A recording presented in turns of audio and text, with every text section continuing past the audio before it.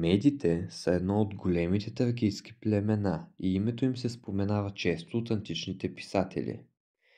Те са населявали средното поречие на река Стримон, днес Струма.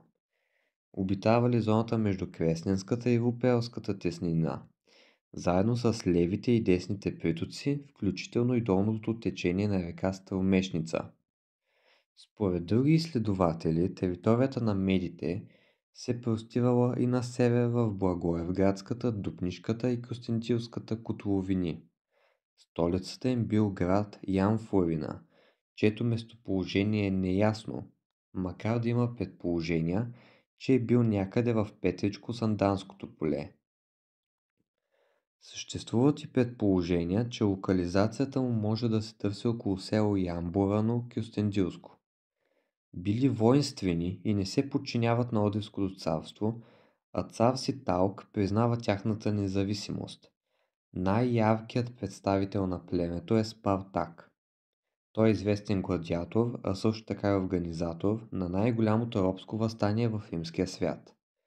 Някои изследователи предполагат родствена връзка на малазийските витини с медите, тъй като едно от техните по-малки племена, преселило се от Балканите в Мала Азия, носи името Медовитини. Медите и тракийското племе Синти са споменати от Тукидид във връзка с похода на одрския владетел Ситалк срещу македонския владетел Пердика II. През 89-84 година преди новата ера, по време на тъй наречената Първа Митридатова война, медите нахуват в Македония, плячкосват Додона и разрушават Делфи, като съюзници на Митридат VI.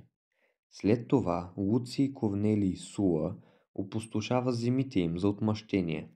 Последно запазено съобщение за историята на племето се свързва с тракийските кампании на проконсула на Македония Марк Лициний Крас през 28 година преди новата ера, когато той сломява съпротивата им. Съществуват твърдения, че стримонците, известни още като струмяни, струмци или стримони, са наследници на медите.